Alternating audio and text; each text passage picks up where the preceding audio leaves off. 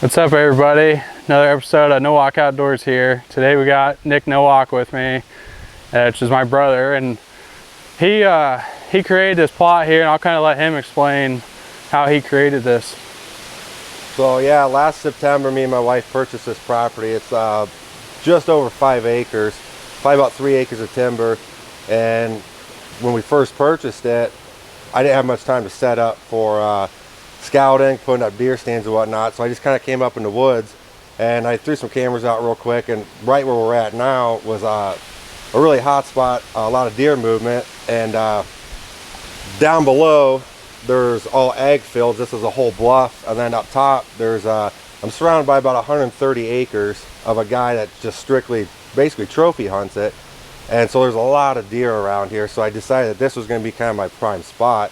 And after I had hunted it last year, straight behind the camera about 15-20 yards is kind of my property line. That's where I had put my stand at, and a lot of them deer were coming off of, he's got a food plot over this way and a food plot over here, all within probably 250 yards apart. So I thought this was going to be a good spot to catch them crossing back and forth. I got bedding off over in this area, and then straight down below the house it gets really thick. And so what I did was I hunted it last year, and we ended up taking 4 does off of the property between bow and shotgun season, first and second. And I knew this year that I needed to do something a little different, so I came up here and I cut down, oh, I don't know, there was probably 12, 15 cedar trees. It was just really thick in here, but it's somewhat flat, so I figured if I could open this up a little bit, create myself some more shooting lanes, because last year I was so high up in the tree, I had so many deer walking right underneath me, and it was just hard to get some good clean shots. So I ended up cutting down all the trees up here, enough to give me a good shooting lanes. And then after I did that, I had sprayed fertilizer. What was that, Plot Start you Plot used? Start, yep. And just adds a lot of lime to the ground. I never did soil samples or anything, so I didn't really know what I had to work with, so I thought I'd start with that. So I sprayed that, waited about a week. We had a lot of rain coming, and then we came up here and I just roughed the ground up, and then I threw down some Whitetail Institute food plot, and then it was all clovers and chicory.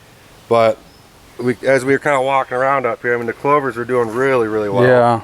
Yeah, when we found there's like a chicory right here you can see, and they're just coming up here, and like I said, that clover seems to not mind a little shade. So that's the thing. It's pretty shaded up here, but we're getting enough sunlight. I got obviously some work to do. I got to spray it again. I did get some more chemicals in the mail to get thrown down here once we get some more rain in the forecast. But it's kind of my first time doing the whole food plot thing and having my own property, so I'm just kind of learning as I go as well. But we're hoping this year to see a lot more deer up here and get them into our shooting lanes.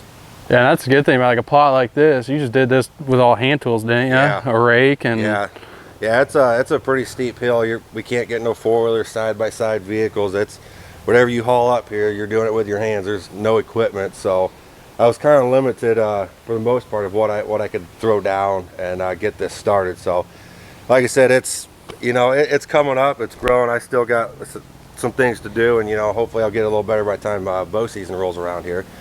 But yeah, that's the thing about this too, is if you do have a permission property, a lot of times you can find a little nook and cranny that maybe the farmer or family member will let you do something like this. You take down half a dozen trees, take a rake in there with you, a backpack sprayer, and it gives you kind of an opportunity. It costs a lot for implements and a tractor, and so something like this, and especially too as thick as it was, it's hard to get a shot with a bow in here. yeah. And now you plan on putting a stand over here, don't you, somewhere? Yeah, so like I said, my stand was straight behind the camera here, and right behind you, it's probably about 40 to 50 acres, I bet, and it's all CRP. Like I say, you got a food plot over here and a food plot over here, so a lot of them deer, they pass back and forth in through here. And so this year there's a couple of big cedar trees right off here, kind of off the food plot, and my theory is I'm going to try to tuck myself back in there. That way, as these deer, I kind of knew where they're coming from last year. I'm hoping they're going to come right in here, start feeding, and I'll have a 20-25 yard broadside shot, hopefully, and that's kind of the plan. And there's a lot of rubs back behind us. Last year, saw the same buck, just I probably saw him twice a week, and when I'd be up here bow hunting, he'd come right back up here, he'd hit that scrape and come back and forth. So there's a lot of movement up here. I'm just hoping this year keep them focused more in my area as they're crossing, instead of just crossing back and forth, and hopefully keep them over in this food plots where we can get a good shot on them. It almost seems too that this works as like a transition area, because like you said, you got bedding kind of all on this side, and then down at the bottom of the property there's a road and then big ag fields, and heck, you see all sorts of deer down in those fields. Yeah, so at night, I mean, after it was just, there's a ravine right down here to our right. It was late bow season. I'd come up here every night after work. There'd be 12, 15 deer bedded down every single night, and then you'd see 20, 30 deer on the fields down below the house. So I mean, they're moving back and forth in through here. So a lot of deer moving, just like Luke was saying.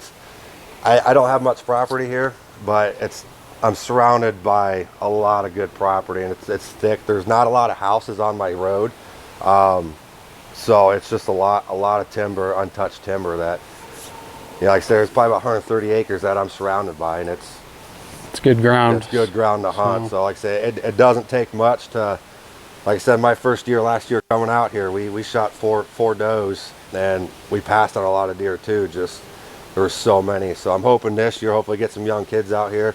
My wife, she got her first deer out here last season, so try to thin them out a little bit more, and we'll see. Hopefully we bring you guys some good footage here this bow season. We got my son, he'll probably be doing youth season. We got a nephew that'll be doing youth season, so hopefully they don't kill all of our big bucks when we get in the woods. But no, it's exciting. Like you said, I think we'll be able to put together a lot of good footage for everybody this fall. So yeah, hopefully make sure to like, share, and subscribe.